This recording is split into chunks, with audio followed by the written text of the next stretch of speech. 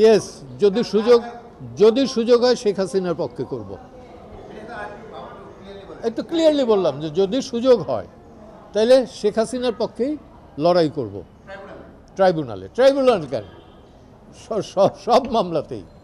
আমার প্রশ্ন হইল যে এইখানে আবেদনকারী মেহেদী হাসান চৌধুরী কতটুকু ইনভলভ, আদৌ ইনভলভ কিনা। আমার ছিল যে এখানে সে বিন্দুমাত্র ইনভলভ না।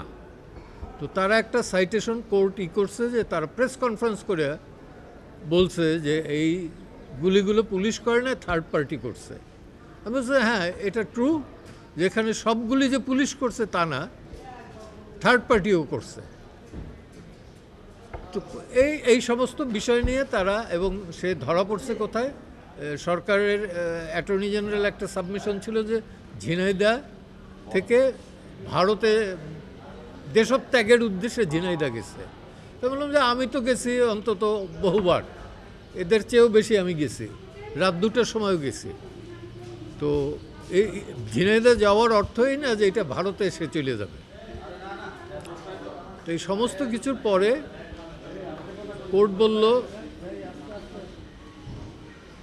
কোর্ট যে আদেশটা দিছে সেই আদেশটা হইল যে তারা সিপি তারা ফাইল করবে উইদিন স্টিপুলেটেড টাইম, অর্থাৎ হাইয়েস্ট 60 ডেজের ভেতরে, এবং সেখানে ফুল হিয়ারিং হবে, তাদের কি বক্তব্য আমাদের কি বক্তব্য দুইটাই, এবং আলটিমেট হাইকোর্টের যে অর্ডার সেটা স্টে করছেন। এটুকুই, ধন্যবাদ।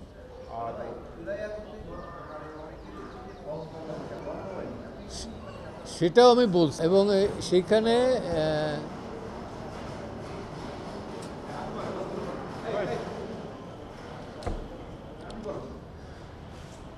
সেটা হচ্ছে যে আগে ছিল গণগ্রেপ্তার, এখন হলো গণমামলা।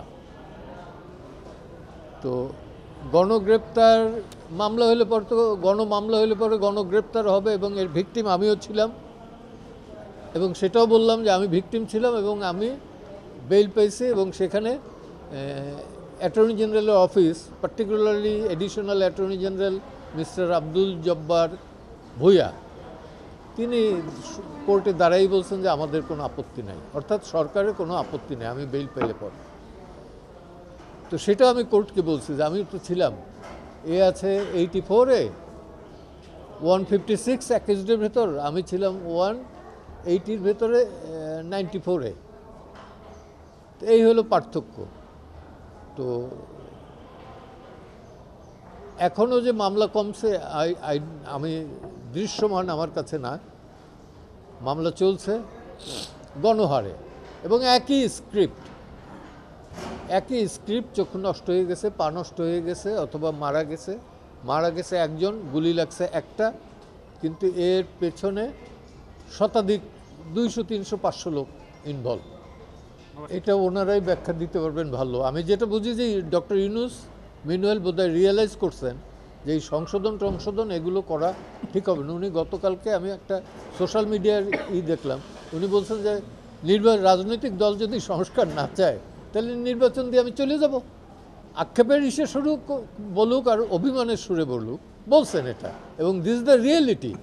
এই গভর্নমেন্টের প্রাথমিক দায়িত্ব এবং একমাত্র ডিউটি হচ্ছে নির্বিঘ্নে লেভেল প্লেয়িং ফিল্ডে একটা নির্বাচন দেয় এবং গণতান্ত্রিক পদ্ধতিতে সেই সরকারের কাছে ক্ষমতা হস্তান্তর করা, নাথিং এলস।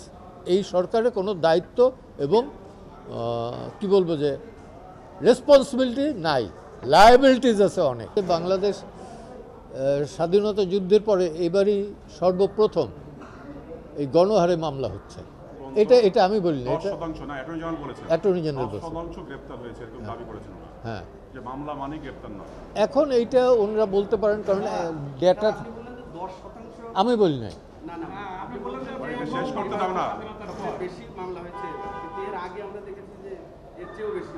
তাই নাকি? আমার জানা ছিল না। পরিসংখ্যান যদি তাই বলে 16 বছরে যদি হয়, আর এইখানে 3 মাসের, সেইটা কি সেম? ওই পরিসংখ্যানে আনেন। রিজন আছে কি নাই এটা তো আমি বলি না। আমি বলছি যে সংখ্যাটা 16 বছরে যা হয়েছে 3 মাসে তুলনামূলকভাবে বেশি হয়েছে।